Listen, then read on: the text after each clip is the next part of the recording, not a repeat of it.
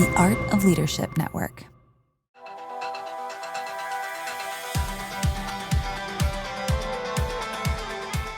Well, hey leaders, welcome to the LeadCulture podcast, part of the Art of Leadership Network. I'm your host, Jenni Catron, CEO of the Foresight Group. We're a company dedicated to helping leaders develop thriving teams. Each week, I'll be your guide as we explore practical strategies to equip you with the tools you need to lead with clarity, confidence, and build unstoppable momentum in your organization. My mission is to be your trusted coach, empowering you to master the art of self-leadership so you'll learn to lead yourself well so you can lead others better. Each week, we take a deep dive on a leadership or a culture topic. You'll hear stories from amazing guests and leaders like you who are committed to leading well. So let's dive in and keep learning on this leadership journey together. Friends, today I am holding an advanced copy of Culture Matters, which is so fun. It's always fun when you start to see the book in print. And I know we all read a lot digitally, or some of you are Audible folks, but there's just nothing quite like seeing your book actually start to show up in print. So this was super fun. I had the privilege last week of doing a podcast episode for the Maxwell Leadership Executive podcast. So that'll be coming soon. We'll tell you about that when that comes out. But Maxwell Publishing is my publishing partner. And so they had advanced reader copies, which was so fun. And so it's getting real. We have a lot going on, a lot of great opportunities for you guys to connect more around the content of this book, because I am on a mission to help every leader understand the importance of having a culture plan, of recognizing that you need a plan for investing in the health of your team. Just like you have a plan for your strategy, just like you've invested time in defining your mission and vision, you need to invest time in having a culture plan. You don't want to leave culture to chance.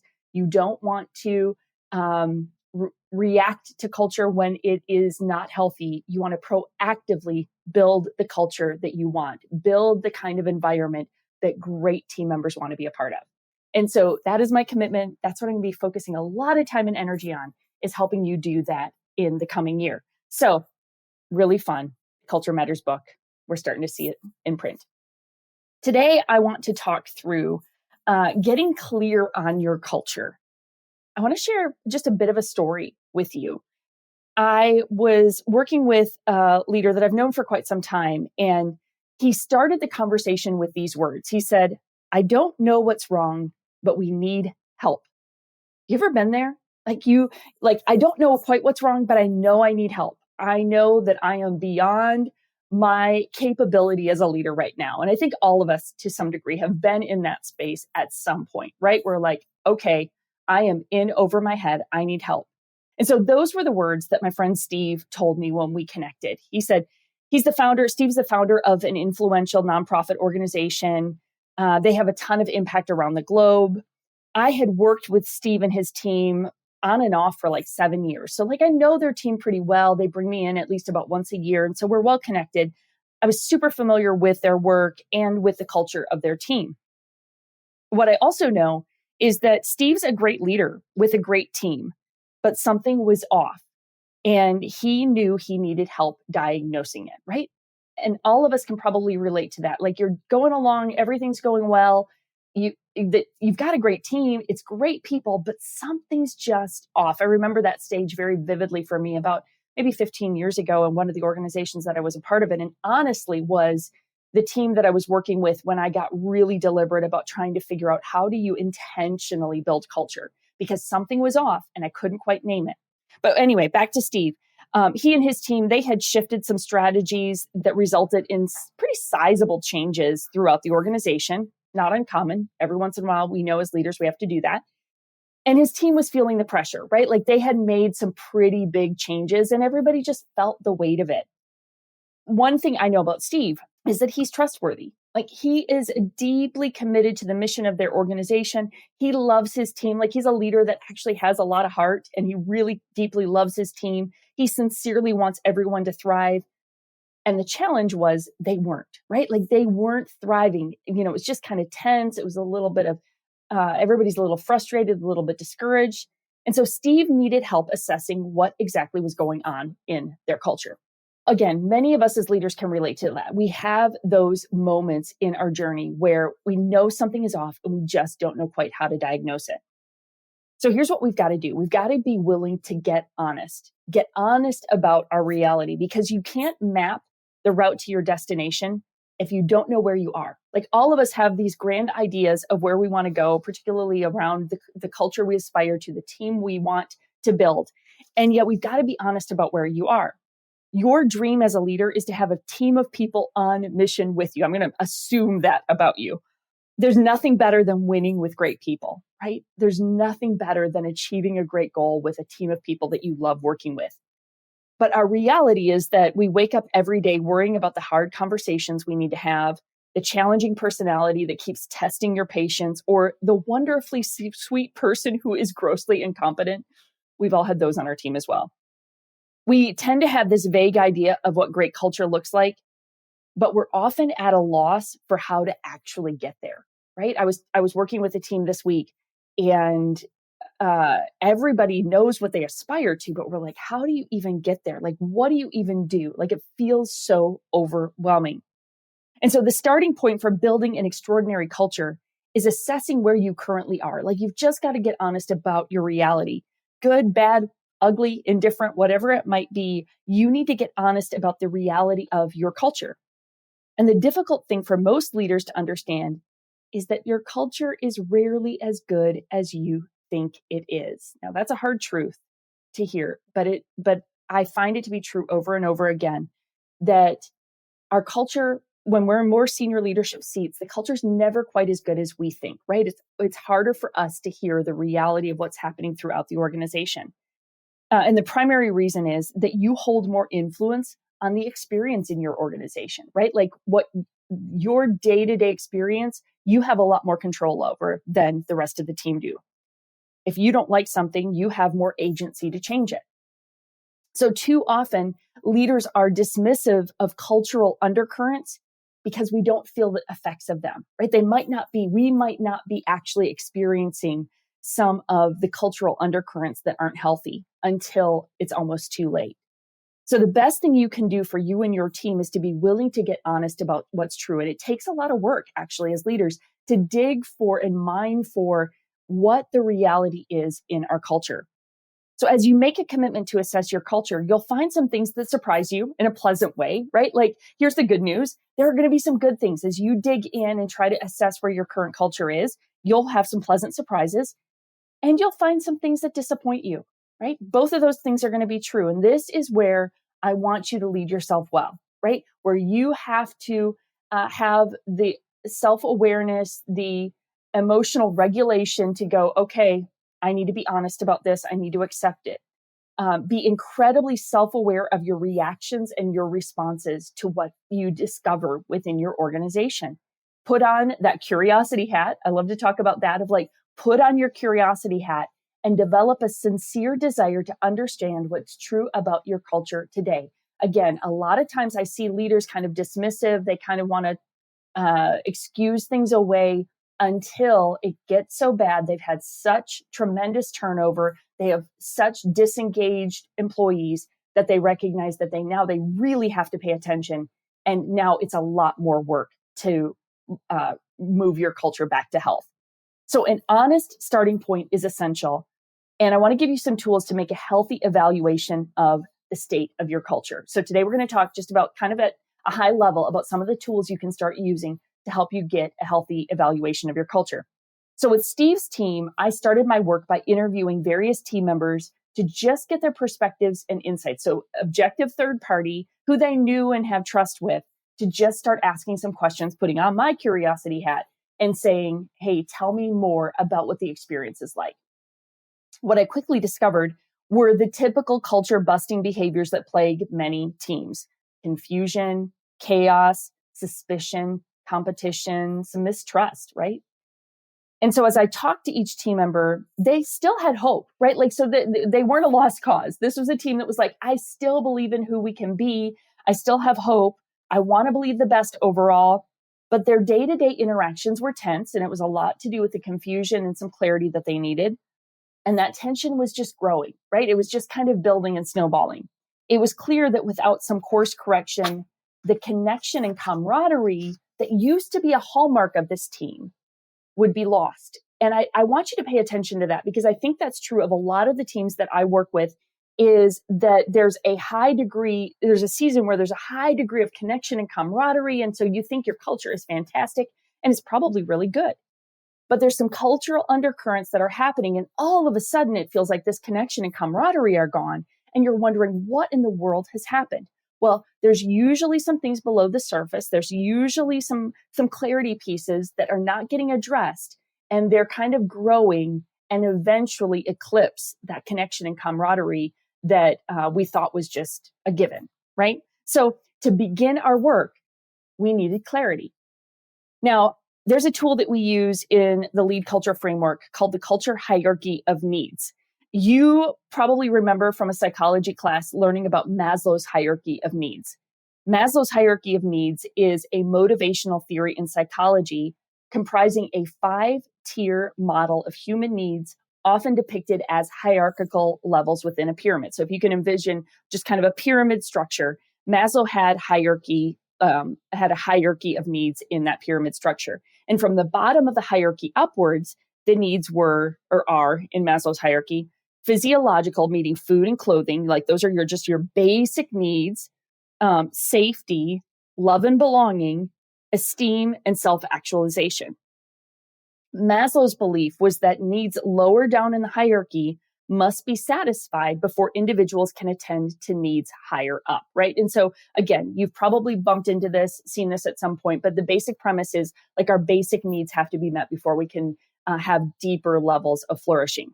So similar to Maslow's hierarchy, there's a hierarchy of employee needs that impact the culture of your team. And so I call it the culture hierarchy of needs. Very simple, but you get the concept. Like Maslow's hierarchy, there are 5 needs that impact a team member's ability to grow with your organization and positively contribute to the health of your culture. So to truly build an extraordinary culture, attending to these 5 needs is essential. And so when we talk about the LeadCulture framework, the first phase of our framework is assessing. Like we've got to assess what's true. We talked about that at the beginning of the episode. And so the hierarchy of needs helps you start to assess your current culture. So what I want you to do, I'm going to give you a pretty quick overview of the 5 levels of the hierarchy, the culture hierarchy of needs today. And I want you to listen to how I describe every level. And I want you to think about which one of these levels is the weakest for your team, because that's going to help you do just a quick assessment of, okay, where might we need to focus? Where does our culture need some attention so that our team can more deeply engage, so we can create a culture that is really engaging people? So again, in brief, I'm going to talk about these 5 levels of the hierarchy, and then I want you to just kind of consider which one of these do we need to give some attention to. So the first level of the hierarchy is basic needs. It's what an employee needs to succeed in the organization at a very basic level. Every new employee is reduced to baseline needs when they take a new job or assume a new role. So whether it's they're new to the company or they have a new role, I can't talk today, they have basic needs. And there are 2 key categories of needs: what they need to do their work and why they need to do the work. So what they need and why they need it. Essentially, they need to be equipped with the practical tools and information for their role, and they need to understand the purpose for it. So this level of the hierarchy is about equipping employees with the basic tools they need to know how to effectively contribute to the organization. That includes things like clarity of purpose. They need to understand the organization's mission and vision. They need fair compensation, just so that they're not thinking about making enough money all the time. They're just like, I have a fair compensation for the job that I'm doing. They need basic tools, like it could be computers, software, understanding how to use all of the tech equipment, whether it be printers or whatever you have in your office, like the codes to get into stuff, like they just need all of that information. And they need to be onboarded to culture and systems, right? So they need to understand how we do things here. We'll come back to that. You'll hear more about that, or you'll read more about it in the Cultures Matter book about the onboarding systems you need to create that help reinforce good culture.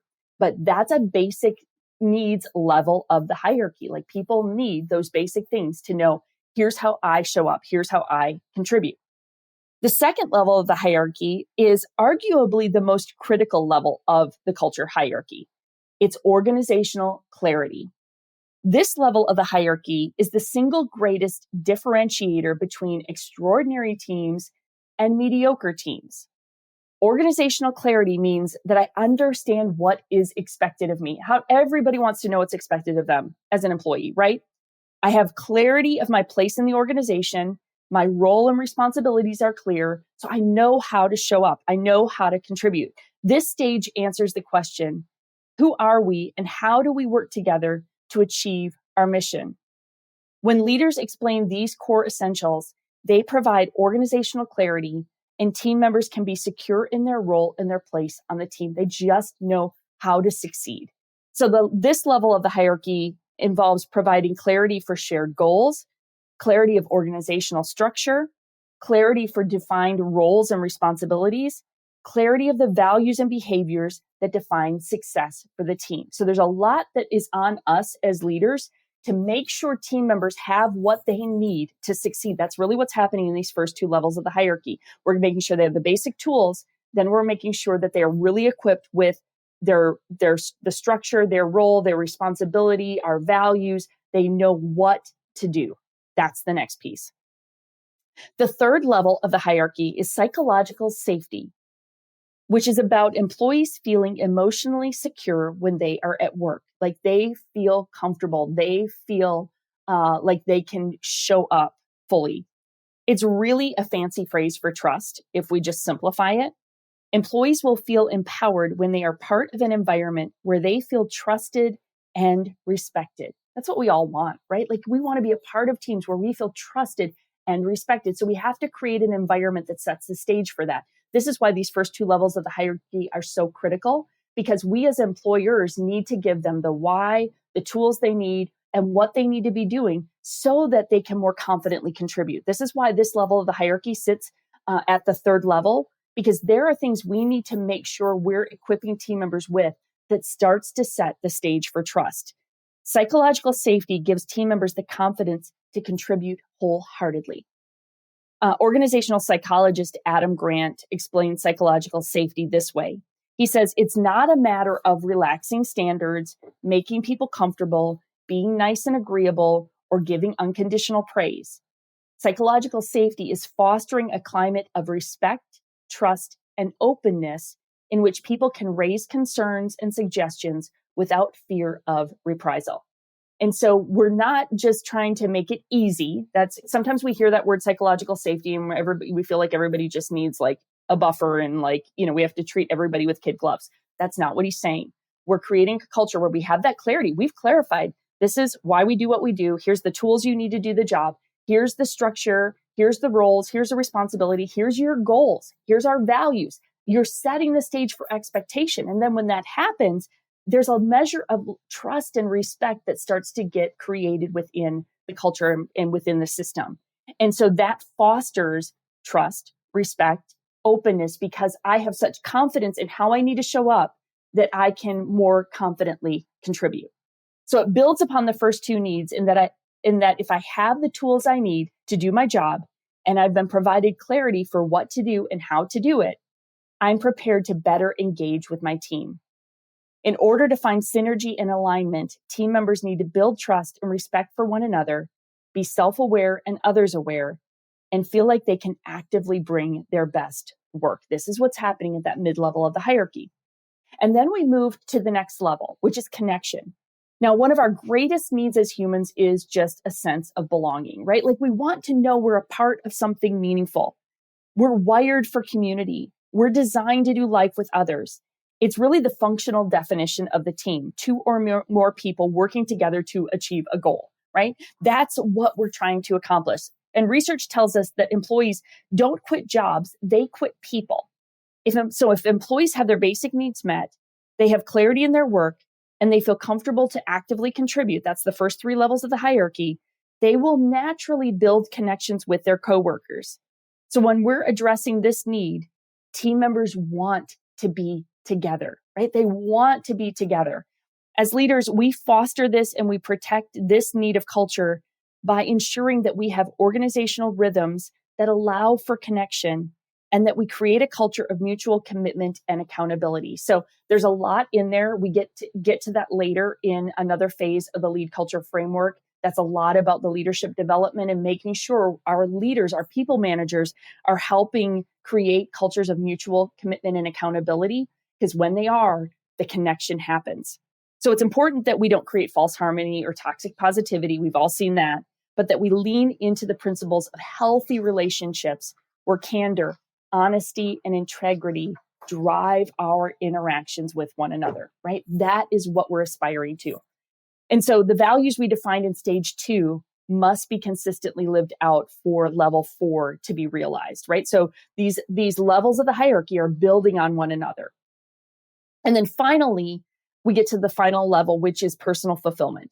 And this one is really an outcome. We can't force anyone to find personal fulfillment in their work, but you can create an environment that fosters it by attending to the first 4 needs and thereby setting the stage for this one to be achieved as well, right? So if we are intentional as leaders to set the stage in those first 4 levels of the hierarchy, we are very likely to have very fulfilled employees in our organization. When team members are fulfilled, this is the fun part. When team members are personally fulfilled, they are fully utilizing their gifts with a team that they love, doing work that is fulfilling. And the best part of this is that when team members are operating at this level, they are actively reproducing this in others. This is where culture begins to get caught again. You may have heard me talk about in other episodes that we expect culture to just be caught, but in actuality, culture also needs to be taught. So we move from just kind of hoping culture gets caught to being more deliberate to culture being taught. And then what happens as we're more deliberately teaching culture, it's also being caught because every leader at every level is living into the culture we've defined. When an organization's culture achieves the culture hierarchy of needs, employees are less likely to be among the 85% of employees considering a job change because they have found purpose and meaning in their work, right? 85% of employees are considering a job change. So this is less likely to happen when we are focused on fulfilling the hierarchy of needs. The hierarchy provides a roadmap for assessing your organizational culture, and understanding these fundamental needs and being purposeful to meet them will give you the clarity you need to achieve the culture you want. And so I want you to just think about those levels of the hierarchy today. This is part of the assessment phase of the LeadCulture framework. If you haven't quite picked up on it, guys, I'm kind of giving you some like snippets of the book so you can get a jump start on this work, right? That there is so much opportunity for you to start working on your culture. And so I'm giving you some starting points. So this is part of the assessment phase. Think through that hierarchy. Rate yourself 1 to 5. How are we doing on each level of the hierarchy? That might be a conversation. Again, share this episode with your team, maybe your executive team, your leadership team, and rate yourselves on the levels of the hierarchy. How are we doing? Where do we have gaps? And it will start giving you clues as to where to focus. Now, I want to encourage you that the Culture Matters book is available for pre-sale. So if you go to culturemattersbook.com, you can find all kinds of great information there about all the bonuses. So we have a ton of bonuses for you for if you pre-order the book. Again, you've heard me say it before, pre-orders are really a big deal. So if you think there's any chance that you're going to get the book or you're going to get it for your entire team, would you go ahead and pre-order it for me? Like that would be a game changer. If you pre-order the book, you can pre-order it on so go to Amazon or Barnes & Noble, like wherever you like to buy books. Go pre-order it and then go to culturemattersbook.com. And about midway through that page, there is a 3 steps you can fill out. And if you do number 2 and you plug in your information and your order number, it's going to unlock a bunch of bonuses. So here's what you'll get. Once you pre-order, you will get the first 3 chapters of the book in PDF form. So you can get to work immediately on working on your culture, because you're going to have the first phase of the work, the assessment phase that I'm talking about, that I gave you a little snippet of today. You're going to get that whole process in those first 3 chapters of the book. So you'll have that to get a jump start on the work. You're also going to get a workbook that goes along with it. You're going to get a masterclass where I'm teaching you even more in depth the assessment phase of the work. You're going to be a part of our Culture Champion Network, where you can connect with other culture leaders who are just wanting to learn and grow together.